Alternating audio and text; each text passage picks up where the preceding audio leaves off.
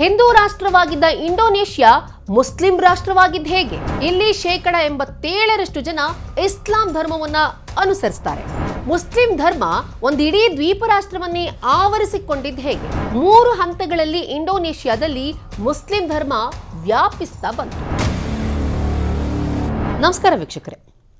Indonesia ವಿಶ್ವದ ಅತಿ ದೊಡ್ಡ ಮುಸ್ಲಿಂ ರಾಷ್ಟ್ರವಾಗಿದ್ದು ಇಲ್ಲಿ 87% ಜನ ಇಸ್ಲಾಂ ಧರ್ಮವನ್ನು ಅನುಸರಿಸ್ತಾರೆ. ಇಲ್ಲಿ ಇಸ್ಲಾಂ ಮೋಸ್ಟ್ ಡಾಮಿನೇಟೆಡ್ ರಿಲಿಜನ್ ಆಗಿದೆ. ಆದರೆ ಇದು ಅಧಿಕೃತವಾಗಿ ಇಸ್ಲಾಂ ರಾಷ್ಟ್ರವಲ್ಲ. ಮೊದಲು ಇಲ್ಲಿ ಹಿಂದೂ ಹಾಗೂ ಬೌದ್ಧ ಧರ್ಮವಿತ್ತು. 8ನೇ ಶತಮಾನದಲ್ಲಿ ಇಸ್ಲಾಂ ಧರ್ಮ ಇಲ್ಲಿ ಎಂಟ್ರಿ ಕೊಡ್ತು. ಇಂಡೋನೇಷ್ಯಾಗೆ ಇಸ್ಲಾಂ ಎಂಟ್ರಿ ಕೊಟ್ಟಿದ್ದನ್ನು ನಾವು 3 ಫೇಸ್ನಲ್ಲಿ ನೋಡಬಹುದು. ಫಸ್ಟ್ ಫೇಸ್, ಸೆಕೆಂಡ್ ಫೇಸ್ ಹಾಗೂ ಥರ್ಡ್ ಫೇಸ್, ಇಂದಿನ ಆಧುನಿಕ ಯುಗದವರೆಗೂ ಕಾಲಕ್ರಮೇಣ ಯಾವ ರೀತಿ ಇಂಡೋನೇಷ್ಯಾ ಇಸ್ಲಾಂ ರಾಷ್ಟ್ರವಾಗ್ತಾ ಬಂತು, ಒಂದು ಪ್ರದೇಶದಿಂದ ಹುಟ್ಟಿಕೊಂಡಂಥ ಇಸ್ಲಾಂ ಧರ್ಮ ಹೇಗೆ ಇಡೀ ದ್ವೀಪ ರಾಷ್ಟ್ರವನ್ನೇ ವ್ಯಾಪಿಸ್ತು ಅನ್ನೋದ್ರ ಬಗ್ಗೆ ನಾನು ನಿಮ್ಗೆ ಹೇಳ್ತಾ ಹೋಗ್ತೀನಿ. ಮೊದಲ ಹಂತ ಕ್ರಿಸ್ತ ಶಕ 622ರಿಂದ 1100ರವರೆಗೆ ನಡೀತು. ಎರಡನೇ ಹಂತ 1100ರಿಂದ 1500ರವರೆಗೆ. ಮೂರನೇ ಹಂತ 1500ರಿಂದ ಆಧುನಿಕ ಯುಗದವರೆಗೂ. ಮೊದಲ ಹಂತದಲ್ಲಿ ಏನಾಯಿತು ಅಂತ ನೋಡೋಣ. ಮೊದಲ ಹಂತದಲ್ಲಿ ಹಿಂದೂ ಮಹಾಸಾಗರದಲ್ಲಿನ ಕಮರ್ಷಿಯಲ್ ಆಕ್ಟಿವಿಟೀಸ್ನಿಂದ ದ್ವೀಪ ರಾಷ್ಟ್ರಕ್ಕೆ ಇಸ್ಲಾಂ ಧರ್ಮದ ಪರಿಚಯ ಆಯಿತು ಮೊಟ್ಟ ಮೊದಲ ಬಾರಿಗೆ. 7ನೇ ಶತಮಾನದಲ್ಲೇ ವೆಸ್ಟ್ ಏಷ್ಯಾ ಹಾಗೂ ಈಸ್ಟ್ ಏಷ್ಯಾ ನಡುವೆ ಇಸ್ಲಾಂ ಧರ್ಮ ಬರೋದಕ್ಕೂ ಮುನ್ನ ವ್ಯಾಪಾರ ವಹಿವಾಟಿನ ಸಂಪರ್ಕ ಇತ್ತು. ಯಮನ್ ಹಾಗೂ ಪರ್ಷಿಯನ್ ಗಲ್ಫ್ ವ್ಯಾಪಾರಿಗಳು ಮಲಬಾರ್ಗೆ ಬರ್ತಿದ್ರು. ಅಲ್ಲಿಂದ ಶ್ರೀಲಂಕಾ, ಇಂಡೋನೇಷ್ಯಾ, ಸುಮಾತ್ರಾ, ಜಾವಾ ಕಡೆ ಪ್ರಯಾಣವನ್ನ ಬೆಳೆಸ್ತಿದ್ರು. ಇಸ್ಲಾಂ ಧರ್ಮ ಪ್ರಾರಂಭ ಆಗ್ತಿದ್ದ ಹಾಗೆ ಈ ದೇಶಗಳ ನಡುವಿನ ಟ್ರೇಡ್ ಹೆಚ್ಚಾಗ್ತಾ ಹೋಯಿತು. ಅರಬ್ ಹಾಗೂ ಪರ್ಷಿಯನ್ ಮುಸ್ಲಿಂ ವ್ಯಾಪಾರಿಗಳು ಭಾರತ ಹಾಗೂ ಈಸ್ಟ್ ಆಫ್ರಿಕಾ, ಇಂಡೋನೇಷ್ಯಾ, ಚೀನಾದ ಮೇಲೆ ತಮ್ಮ ಕಪಿಮುಷ್ಟಿಯನ್ನ ಸಾಧಿಸಿದ್ರು, ಆಕ್ಯುಪೈ ಮಾಡಿಕೊಳ್ತಾ ಹೋದ್ರು. ನಿಧಾನವಾಗಿ ವ್ಯಾಪಾರಿಗಳು ಕಾಲೋನಿಗಳನ್ನ ಮಾಡ್ಕೊಳ್ತಾ ಹೋದ್ರು. ಕ್ರಿಸ್ತ ಶಕ 750ರಿಂದ 1100ರವರೆಗೆ ಹಿಂದೂ ಮಹಾಸಾಗರದ ವ್ಯಾಪ್ತಿವರೆಗೂ ಕೂಡ ಇವರ ಕಾಲೋನಿಗಳು ವ್ಯಾಪಿಸ್ತಾ ಹೋಯಿತು.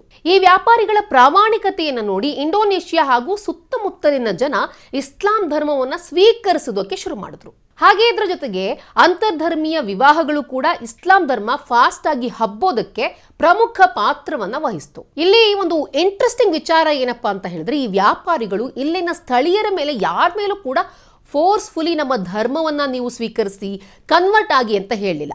ಅಲ್ಲಿನ ಸ್ಥಳೀಯ ಸಂಸ್ಕೃತಿಯನ್ನ ಅನುಸರಿಸೋದರ ಜೊತೆಗೆ ತಮ್ಮ ಇಸ್ಲಾಂ ಧರ್ಮವನ್ನು ಕೂಡ ಇಂಡೋನೇಷ್ಯಾದಲ್ಲಿ ಪರಿಚಯಿಸಿದ್ರು. ಫಸ್ಟ್ ಫೇಸ್ನಲ್ಲಿ ಅರಬ್ ಹಾಗೂ ಪರ್ಷಿಯನ್ ವ್ಯಾಪಾರಿಗಳು ತಂದ ಇಸ್ಲಾಂ ಧರ್ಮದಲ್ಲಿ ಶರಿಯಾ ಹಾಗೂ ಫಿಕ್ನ ಕಾನೂನುಗಳು ಇದ್ವು. ಇದು ಇಂಟೆಲೆಕ್ಚುವಲ್ ಇಸ್ಲಾಂ ಆಗಿತ್ತು. ಇಲ್ಲಿ ಇಸ್ಲಾಮಿಕ್ ಕಾನೂನು ಹಾಗೂ ಇಸ್ಲಾಂ ಸಿದ್ಧಾಂತವನ್ನ ಪರಿಚಯಿಸಲಾಯಿತು. ಈಗ 2ನೇ ಹಂತಕ್ಕೆ ಹೋಗೋಣ. 2ನೇ ಹಂತದಲ್ಲಿ ಯಾವ ರೀತಿ ಇಸ್ಲಾಂ ಧರ್ಮ ಇಂಡೋನೇಷ್ಯಾದಲ್ಲಿ ಹಬ್ತಾ ಬಂತು ಅಂತ ಹೇಳಿ. ಆಕ್ಚುಲಿ 2ನೇ ಹಂತದಲ್ಲಿನೇ ಇಂಡೋನೇಷ್ಯಾದಲ್ಲಿ ಇಸ್ಲಾಂ ಧರ್ಮ ಬಹುದೊಡ್ಡ ಪ್ರಮಾಣದಲ್ಲಿ ವ್ಯಾಪಿಸ್ಕೊಳ್ತಾ ಬಂತು. ಮೊದಲ ಹಂತದಲ್ಲಿ ಕಾನೂನು ಹಾಗೂ ಸಂಪ್ರದಾಯವನ್ನ ಪರಿಚಯಿಸಲಾಯಿತು ಇಸ್ಲಾಂ ಧರ್ಮದ ಕುರಿತು.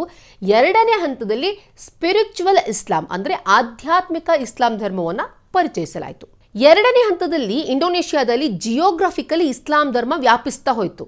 ಮೊದಲನೇದಾಗಿ ಸುಮಾತ್ರಾ, ಜಾವಾ, ನಂತರ ಹೀಗೆ ಬೇರೆ ಬೇರೆ ಕಡೆ ಇಸ್ಲಾಂ ಧರ್ಮ ಸ್ಪ್ರೆಡ್ ಆಗ್ತಾ ಬಂತು. ಕ್ರಿಸ್ತ ಶಕ 1100ರಲ್ಲಿ ಶೇಖ್ ಅಬ್ದುಲ್ಲಾ ಆರಿಫ್ ಅನ್ನೋರು ಇಸ್ಲಾಂ ಧರ್ಮವನ್ನ ಪರಿಚಯಿಸಿದ್ರು. ಉತ್ತರ ಸುಮಾತ್ರಾದಲ್ಲಿ ಇಸ್ಲಾಂ ಧರ್ಮವನ್ನು ಸ್ವೀಕರಿಸಿದ ಮೊದಲ ರಾಜ ಅಂದ್ರೆ ಆತ ಜೋಹಾನ್ ಶಾ. 1297ರಲ್ಲಿ ಸುಲ್ತಾನ್ ಮಲ್ಲಿಕ್ ಆಲ್ ಸಾಲೆ ಆಡಳಿತದಲ್ಲಿ ಇಸ್ಲಾಂ ಧರ್ಮ ಶೀಘ್ರವಾಗಿ ವ್ಯಾಪಿಸ್ತಾ ಹೋಯಿತು. 14ನೇ ಶತಮಾನದಲ್ಲಿ ಇಂಡೋನೇಷ್ಯಾಗೆ ಬಂದಂತಹ ಸೂಫಿಗಳು ಇಸ್ಲಾಂ ಧರ್ಮಕ್ಕೆ ಹೆಚ್ಚು ಮನ್ನಣೆಯನ್ನ ಕೊಟ್ಟರು.